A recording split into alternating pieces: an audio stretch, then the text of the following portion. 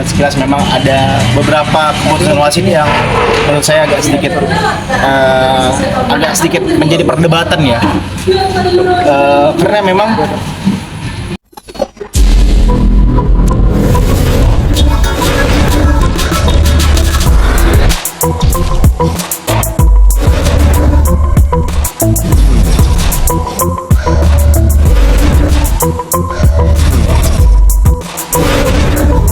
Tiga bawang dulu ya.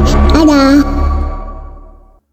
mungkin semua masyarakat Indonesia kecewa, sedih, apalagi dengan banyak keputusan wasit yang menurut kita kontroversial ya. Tapi ya inilah pertandingan, jadi kita nggak bisa memaksa pertandingan harus kita menangkan. Tapi yang pasti ini adalah sebuah rekor baru bagi kita, bagi timnas Indonesia, khususnya U23.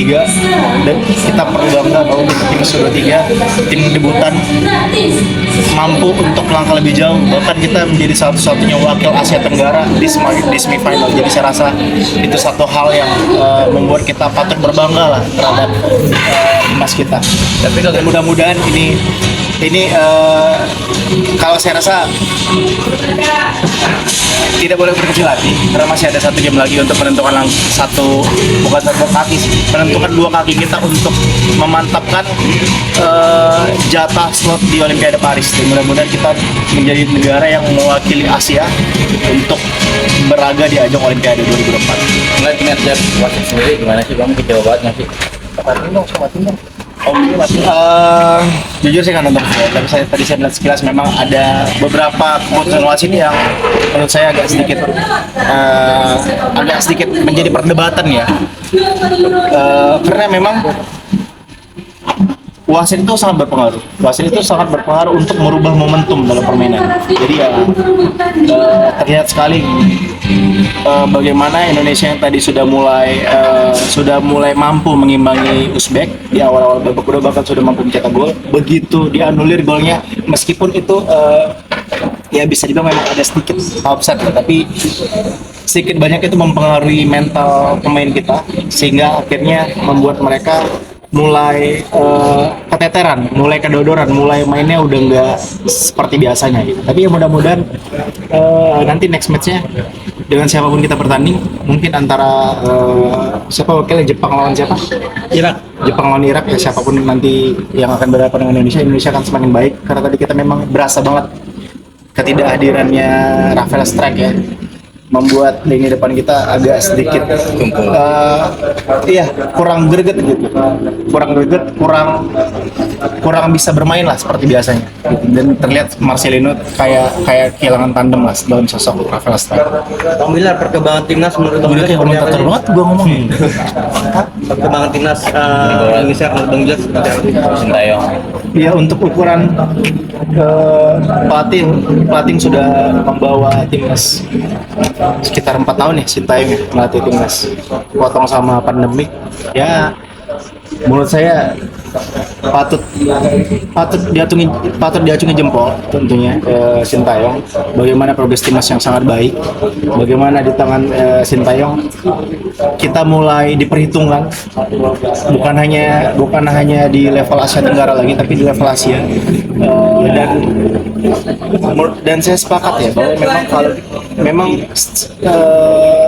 dalam sebuah sistem permainan kita tuh butuh nakoda atau butuh arsitek yang memang benar-benar harus butuh waktu gitu, nggak bisa langsung instan. Dan syukurnya antara pelatih dan PSSI itu menurut saya saat ini sekarang memang benar-benar saling bersinergi. Mereka benar-benar saling support, saling mendukung. Terlihat bagaimana bagaimana beberapa permintaan Sintayong, beberapa permintaan coach STY ya untuk meminta pemain naturalisasi langsung diproses cepat oleh Pak Erik, langsung diproses cepat oleh PSSI, dan itu tentunya akan menjadi sesuatu yang akan sangat mendukung ya dalam mendukung dalam permainan timnas kita gitu. Karena memang suka nggak suka memang level liga kita memang belum cukup untuk mengimbangi tim-tim Asia. karena memang kompetisi liga, menurut saya kompetisi liga dan timnas itu saling sejalan gitu. Kalau kompetisinya bagus, kompetisinya kompetitif, kompetisinya tim-tim yang bermain dengan level tertinggi, otomatis pemainnya juga akan mampu berada di level tertinggi. Dan kita lihat sekarang memang kita banyak menggunakan pemain-pemain yang diaspora ya, pemain-pemain yang naturalisasi. Tapi justru itulah yang saat ini kita butuhkan. Tapi tidak membuat kita serta merta puas ya dengan pemain naturalisasi. Saya berharap di kemudian hari, di kedepannya PSSI PSSI lah ya, PSSI bisa membuat satu liga yang benar-benar meningkatkan kualitas pemainnya, atau mungkin bisa membuat kompetisi kelompok umur ya, karena kalau kita melihat kiblat sepak bola ada di Inggris, di Inggris ya, kita ambil contoh ya, di Inggris itu punya kompetisi U23 loh, U23, U20. Jadi saya rasa tidak salah kalau kita suatu saat nanti akan mencoba liga untuk kompetisi kelompok umur gitu. Oke, terakhir lo bakal tutup akun Instagram wasit nggak sih? Enggak lah. Ya udahlah, kita memang kecewa, kita memang sedih, kita memang berharap Indonesia lolos ke final, tapi tidak menjadikan kita untuk harus seperti itu, harus menyerang wasit. Ya mungkin memang belum rezekinya aja, dan insya Allah nanti masih banyak kok kompetisi-kompetisi lainnya, dan insya Allah kita masih bisa menapakkan kaki kita di Olimpiade 2024, dan insya Allah ini bisa menjadi sesuatu yang menjadi kompetisi yang akan mematangkan pemain-pemain kita untuk nanti ketika mampu bermain di Olimpiade bisa bermain dengan level yang lebih tinggi lagi. Karena Olimpiade saingannya kan bukan main-main, saingannya juga negara-negara yang memang perwakilan dari tiap-tiap region. Bang, bisa sedikit dong. 2024 ada